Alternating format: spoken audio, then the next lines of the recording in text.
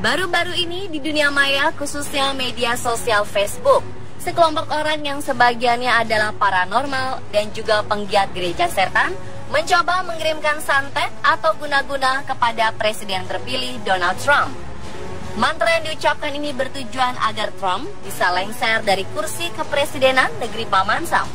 Meskipun sedikit tidak masuk akal, ternyata banyak yang menginginkan agar guna-guna itu berhasil sehingga Trump tidak menjabat lagi. Memang banyak cara usaha atau percobaan yang bisa dilakukan seseorang untuk menyingkirkan rival atau orang yang tidak disukainya.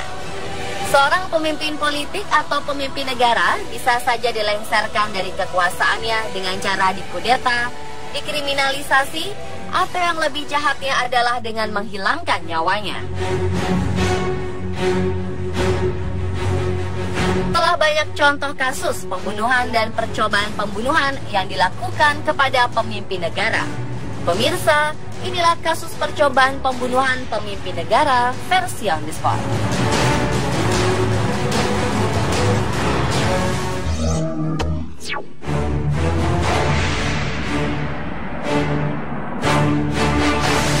Kasus percobaan pembunuhan pertama menimpa Fidel Castro.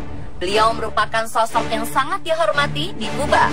Pria kelahiran tahun 1926 ini dinilai sebagai tokoh revolusi yang berhasil mengubah Kuba dan menghilangkan pengaruh barat di negaranya. Tetapi ternyata selama masa kepemimpinannya, menurut mantan pengawalnya, ia harus menerima 638 kali percobaan pembunuhan. Berdasarkan pengakuan mantan diplomat Amerika Serikat di Havana, Wayne Smith, Dinas Intelijen Amerika Serikat CIA, dan para pelarian politik Kuba menghabiskan waktu hampir setengah abad berkomplot untuk membunuhnya. Upaya percobaan pembunuhan ini dengan cara menggunakan pil beracun, pena yang dilengkapi dengan jarum beracun, merekrut mantan kekasih Castro, Marita Lawrence, untuk dijadikan eksekutor pembunuhan. Menyimpan bahan peledak dalam jumlah besar di bawah podium tempat ia berpidato, penyemprotan aerosol yang mengandung jenis narkotika, dan masih banyak lagi cara lain.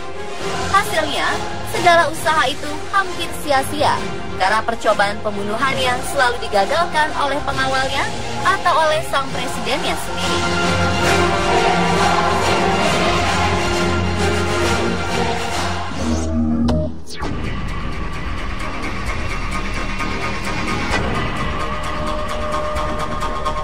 Vladimir Ilyich Ulyanov, atau lebih dikenal dengan nama Lenin, adalah seorang revolusioner komunis Rusia, pemimpin partai Bolshevik, dan juga pernah menjadi Perdana Menteri Uni Soviet.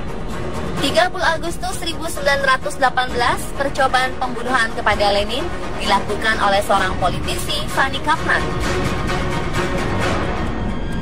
Kasus yang dikenal dengan The Kaplan Incident ini disebabkan oleh dendam Kaplan terhadap Lenin karena menutup partainya. Lenin ditembak 3 kali dan menderita luka di bagian rahang dan pundaknya. Namun usaha pembunuhan itu gagal karena Lenin selamat dan malah semakin membuat dirinya terkenal. Ia memanfaatkan isu penembakan sebagai alat untuk semakin menguatkan akarnya di politik Uni Soviet.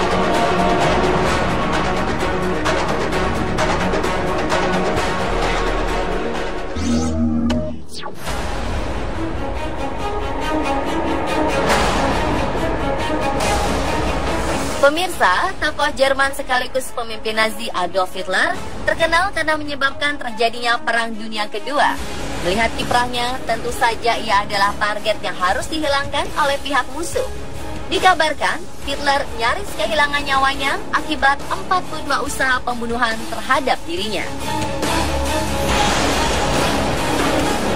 Ada satu usaha pembunuhan yang begitu terkenal, bahkan pernah diangkat sebagai kisah film yang diperankan oleh Tom Cruise. Operasi bernama Valkyrie ini dilakukan oleh pihak militer sendiri yang ingin Perang Dunia Kedua segera berakhir. Percobaan pembunuhan pada 20 Juli 1944 itu dilakukan dengan cara meletakkan sebuah tas berisi bahan peledak dan diposisikan sedemikian rupa agar berada di dekat Hitler ketika ia menghadiri pertemuan. Namun usaha itu gagal ketika posisi tas tersebut ternyata diletakkan di dekat Jenderal Heinz Brandt yang tewas akibat ledakan tersebut. Hitler sendiri selamat dengan hanya luka di bagian telinganya. Sedangkan para perencana usaha pembunuhan, yaitu Kolonel Stauffenberg beserta kawan, dieksekusi mati oleh tentara Nazi.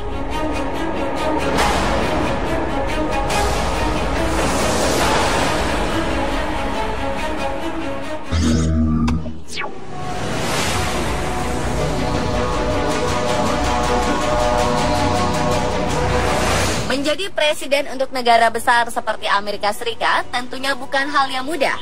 Ia bisa saja menjadi target pembunuhan dari berbagai pihak yang tidak menyukai kebijakannya, seperti Abraham Lincoln dan John F. Kennedy. Kedua tokoh ini menjadi korban pembunuhan karena ada sekelompok orang yang tidak menyukainya. Namun untuk percobaan pembunuhan kepada Ronald Reagan bisa disebut unik dan sangat aneh. Presiden Amerika Serikat ke-40 itu ditembak oleh seorang pria bernama John Hinckley Jr. pada 30 Maret 1981. Motif dari percobaan pembunuhan ini bukan karena ia membenci Reagan, melainkan Hinckley hanya ingin terkenal agar aktris favoritnya, yaitu Jodie Foster, dapat menyadari keberadaannya. Dan setelah berkali-kali berusaha mendapatkan perhatian dari Foster tapi gagal, Hinckley nekat menembak presiden kelahiran tahun 1911 itu.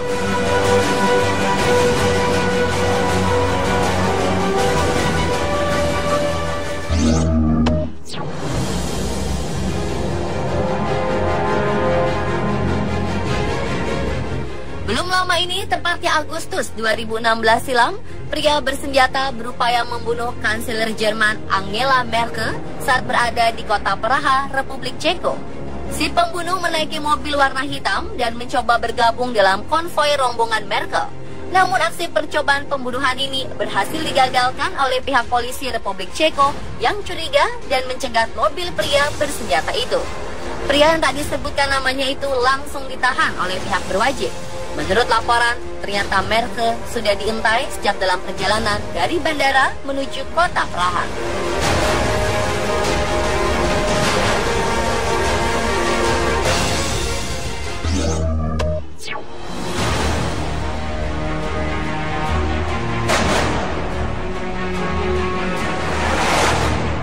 Pada era Kaisar Jepang Hirohito memimpin, yaitu tahun 1940, ada upaya percobaan pembunuhan terhadap dirinya.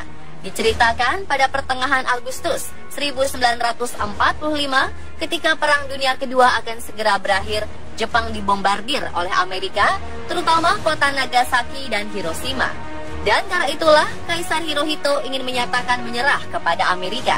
Ternyata niatnya itu tidak diterima oleh beberapa pihak tentara Jepang, sehingga timbullah rencana untuk tetap menyerang Amerika dan membunuh sang Kaisar Hirohito. Beruntung rencana tersebut segera didengar oleh petinggi Jepang dan dapat digagalkan.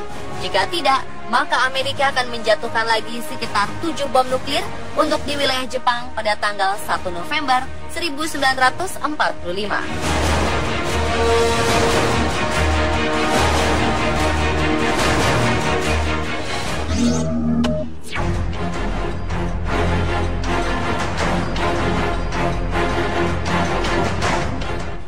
1588, Inggris adalah negara yang miskin, sedangkan negara yang menyandang gelar adik kuasa di dataran Eropa pada masa itu adalah Spanyol. Negara Spanyol yang saat itu dipimpin oleh Raja Philip menginginkan anaknya menjadi raja di dataran Inggris, serta menginginkan agama Katolik disebar di pulau tersebut. Untuk memuluskan rencananya itu, Raja Philip berencana melakukan pembunuhan terhadap pemimpin Inggris, yaitu Ratu Elizabeth I. Spanyol mulai mengirimkan armada perangnya ke Inggris untuk membunuh sang ratu, lalu mengambil alih kerajaannya. Namun nasib tak dapat diubah. Pelayaran pasukan Spanyol harus berakhir di tengah lautan karena terampas badai dan cuaca buruk yang membuat seluruh awak dan pasukan tersebut tenggelam sebelum menyentuh daratan Inggris. Mungkin jika rencana pembunuhan Ratu Elizabeth I itu berhasil dilakukan, bisa saja negara bernama United Kingdom dan revolusi Amerika tidak akan terjadi.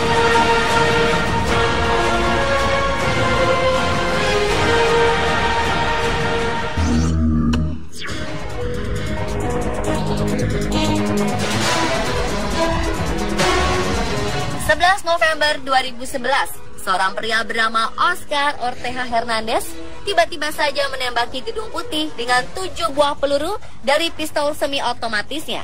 Ia berencana ingin membunuh Presiden Barack Obama. Namun usahanya itu tidak berhasil. Pelaku kemudian ditangkap dan dibawa ke kantor polisi untuk diselidiki.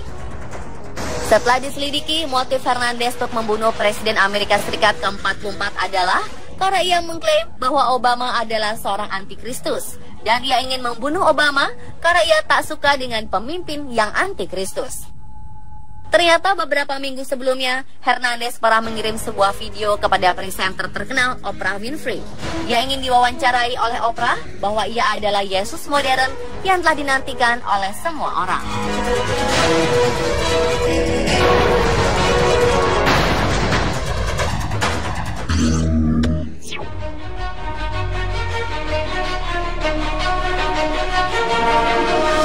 Yang terakhir adalah Insinyur Soekarno. Karena idealisme dan kepemimpinannya, sang proklamator sering menjadi target pembunuhan. Soekarno memastikan ada berapa kali percobaan pembunuhan terhadap Presiden Soekarno. Sang putri, Megawati Soekarno Putri, pernah menyebut angka 23 kali. Sedangkan mantan pengawal pribadinya, Sudarto dan Subroto, hanya mampu mengingat 7 kali upaya percobaan pembunuhan. Berbagai cara dilakukan pihak musuh untuk membunuh Soekarno, mulai ditembak oleh pistol dari jarak dekat, ditembak peluru mortar, ditembaki pesawat MiG-17 yang dipiloti Daniel Maukar, dihujani granat dan bom dari pesawat tempur, hingga dikepung kelompok anggota DITII. Dan kesemua usahanya itu selalu kandas, Bung Karno tetap selamat. Menghadapi percobaan pembunuhan terhadap dirinya, ternyata pria kelahiran 6 Juni 1901 ini tidak menjadi takut dan gentar.